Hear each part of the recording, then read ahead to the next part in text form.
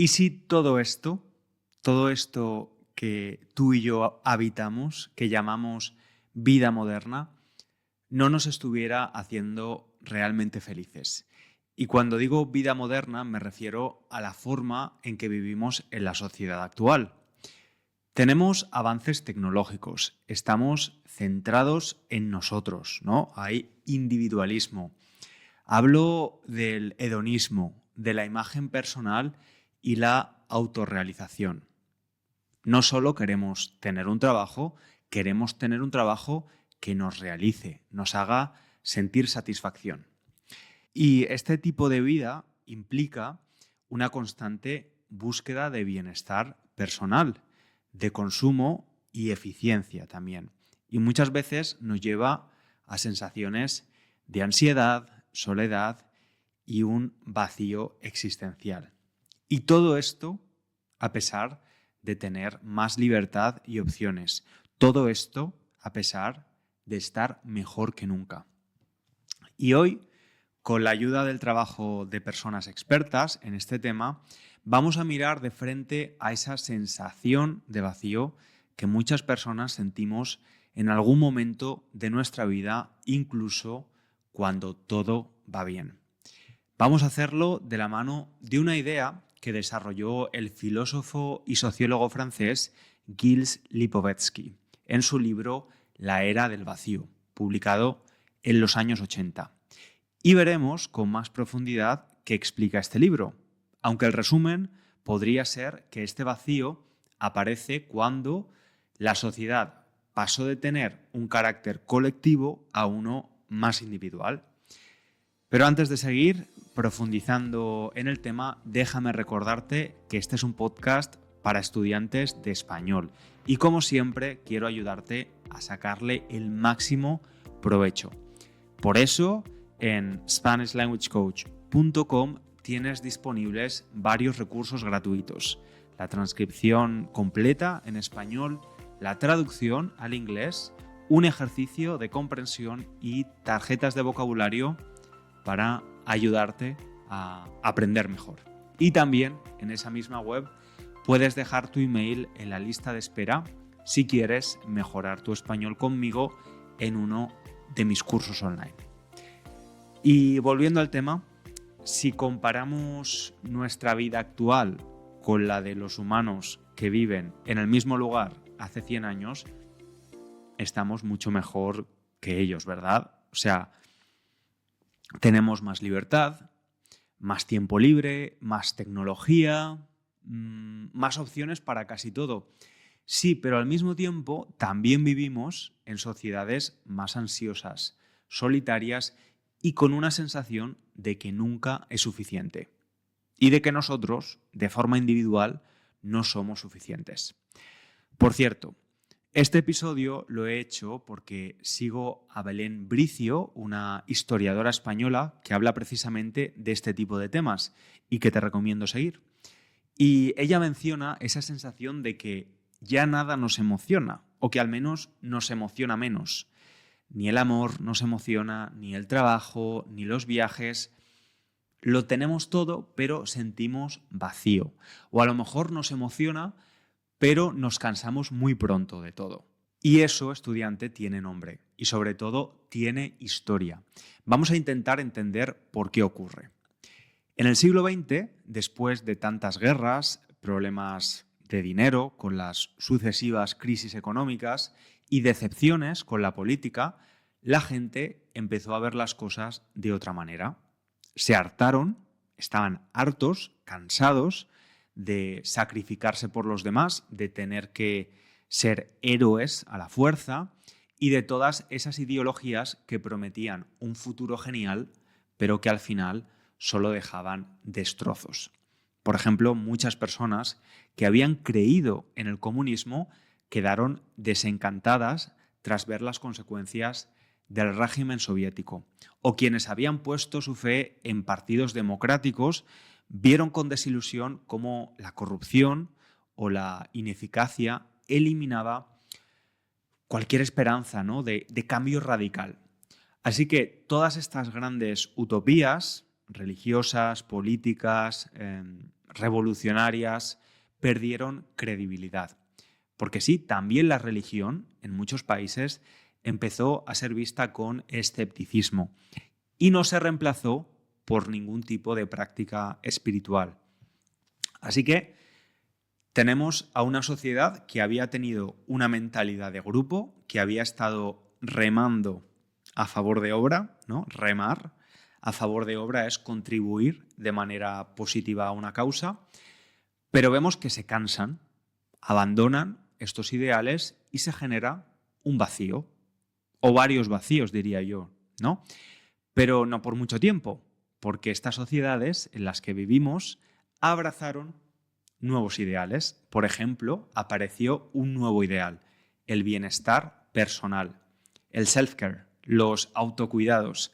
Y bien entendido, este ideal puede ser muy positivo, porque si tú estás bien, podrás ayudar a los demás.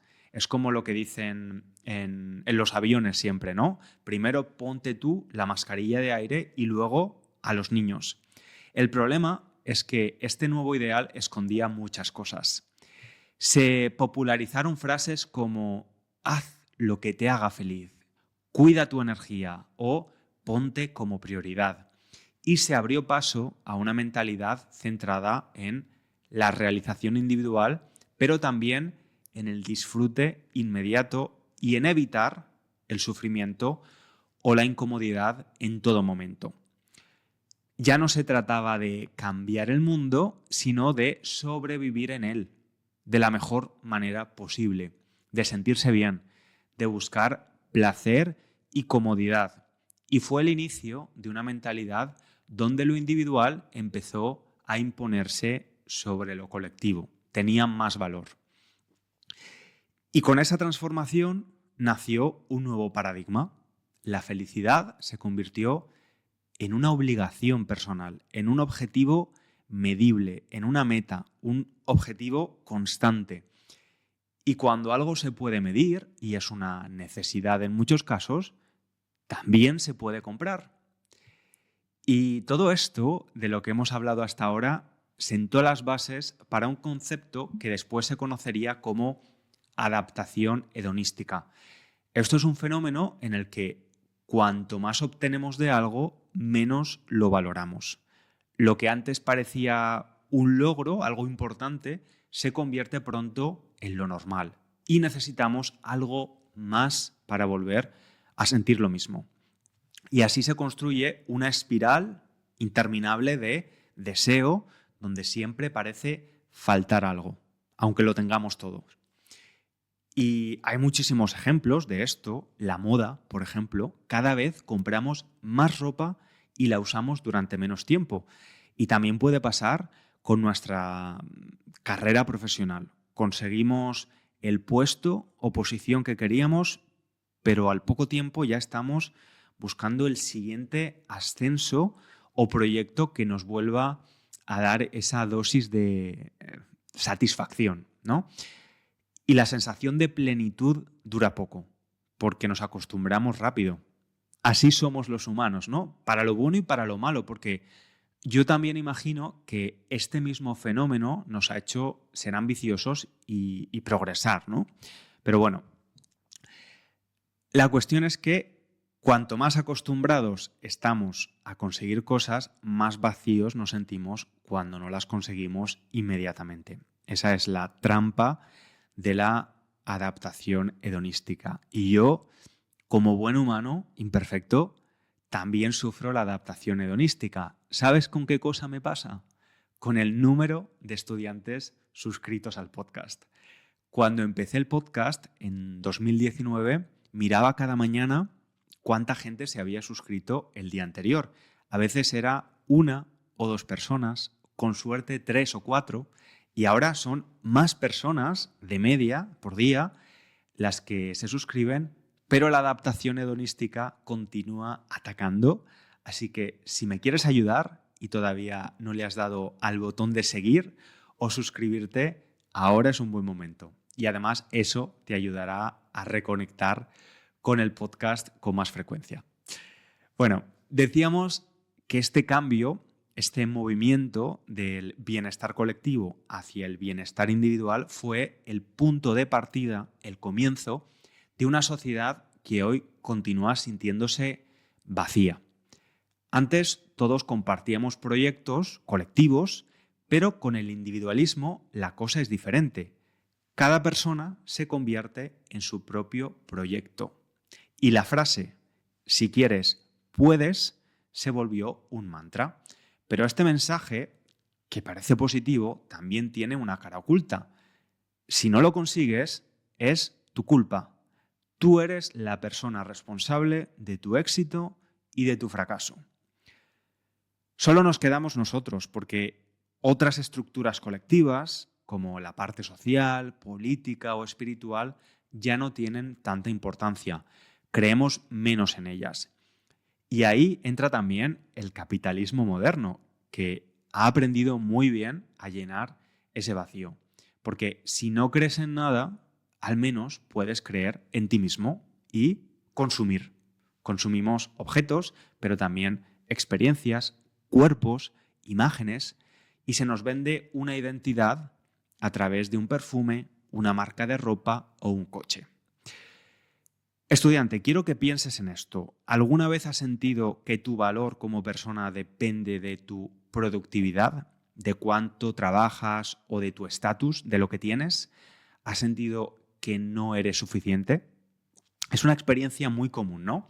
Vivimos en una cultura donde sentirse agotado, muy cansado, es casi una medalla, donde se aplaude la eficiencia y se espera que estemos siempre bien. Y como sociedad hemos aprendido a valorar más el hacer que el ser. Y ese desequilibrio nos puede llevar al agotamiento, al cansancio emocional y a esa sensación profunda de vacío. Yo también lo he sentido y quizás tú también. Por ejemplo, yo cuando trabajaba en el mundo corporativo, todo parecía ir bien desde fuera, buen salario, oficinas bonitas, buenos compañeros, pero internamente había algo que no encajaba, ¿no? Sentía que el trabajo que hacía no aportaba algo valioso al mundo e incluso que podía ser perjudicial. Y con el tiempo tomé la decisión de cambiar de rumbo profesional y no fue fácil y reconozco que tuve el privilegio de poder hacerlo, pero fue una decisión importante que nació de esa sensación de desconexión con el propósito, de estar viviendo en piloto automático. Y Lipovetsky llamó a esta vida moderna la civilización ligera, una sociedad donde todo flota y nada pesa, donde las relaciones son líquidas, el trabajo es flexible y los compromisos son temporales.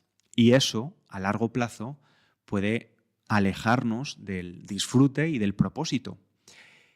Y él no es el único pensador que ha reflexionado sobre este malestar moderno.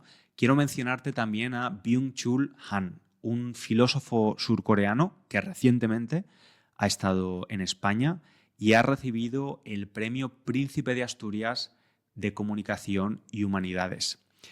En sus libros, como La sociedad del cansancio o La expulsión de lo distinto, Han analiza cómo vivimos en una cultura de la autoexigencia constante, donde todo está orientado a rendir, a la performance, a mostrarse perfecto y a evitar cualquier tipo de debilidad. En La sociedad del cansancio, por ejemplo, plantea que hemos pasado de una sociedad disciplinaria a una sociedad del rendimiento. ¿Qué quiere decir esto? Pues que antes el poder se ejercía desde fuera. Teníamos muchas normas, prohibiciones y castigos excesivos. Y hoy ese poder está interiorizado. Nosotros mismos nos convertimos en nuestros propios explotadores. Y nos exigimos ser productivos, pero felices también, saludables, exitosos y todo al mismo tiempo. Y si no lo conseguimos, sentimos que hemos fracasado, claro. Y otro de sus libros, La agonía del Eros, trata también sobre la pérdida del deseo, porque en una sociedad tan narcisista y centrada en el yo, el otro deja de tener misterio. Y además todo se convierte en objeto de consumo, incluso las personas. Así que el amor también tiene como esa lógica de mercado, ¿no? Buscamos relaciones eficientes, sin conflicto, rápidas, y si no funcionan, las desechamos a la basura.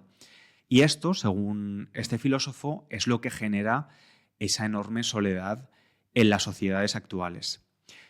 Y él también habla del exceso de positividad, porque es verdad que vivimos bombardeados por frases motivacionales, por la idea de que todo es posible si lo intentas, pero esto, lejos de liberarnos, nos oprime más, ¿no? Porque si no conseguimos lo que queremos, sentimos que el problema, de nuevo, somos nosotros, como hemos mencionado antes. Además, habla de cómo hemos perdido estructuras simbólicas que antes nos ayudaban a entender nuestra identidad y nuestro lugar en el mundo. En el pasado, las culturas tenían ritos de paso claros. Sabías cuándo eras un niño, cuándo adulto, cuándo anciano. Esos momentos marcaban etapas de maduración y daban sentido a los cambios. Y hoy esos límites están borrosos, ¿no? Ya no hay transiciones claras y en su lugar muchas veces solo encontramos etiquetas.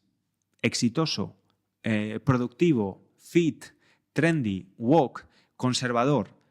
Etiquetas que intentan definirnos, pero no nos explican realmente quiénes somos ni qué buscamos. Estudiante, no quiero dejarte con una sensación triste, sino con una pregunta. ¿Qué cosas te dan sentido a ti? No a los demás, no a la sociedad, no a Instagram, a ti. Y puede que no tengas una respuesta clara, pero el simple hecho de hacerte la pregunta ya es importante. Y tal vez se trate de reconectar con cosas más simples, más lentas, más humanas, cosas que no estén relacionadas con la productividad ni con el rendimiento académico o profesional. Yo, por ejemplo, siento que conecto de verdad cuando paso tiempo con mi familia, cuando enseño, cuando tengo una buena conversación, cuando cocino sin prisas o cuando paseo sin estar atento de mi teléfono, ¿no? Y también cuando comparto estos episodios contigo, hacer el podcast es la parte favorita de mi trabajo. Luego hay cosas más administrativas que me gustan menos, pero que también hay que hacer, claro. Y tú, estudiante, si te animas, cuéntame en los comentarios qué cosas te dan sentido, así también practicas tu expresión escrita. Y si este episodio te ha hecho pensar, te invito a que lo compartas con alguien que también esté buscando un poco de sentido. Recuerda suscribirte al podcast, dejar una valoración o un comentario y, como siempre, te espero en SpanishLanguageCoach.com para seguir aprendiendo juntos. Un abrazo grande.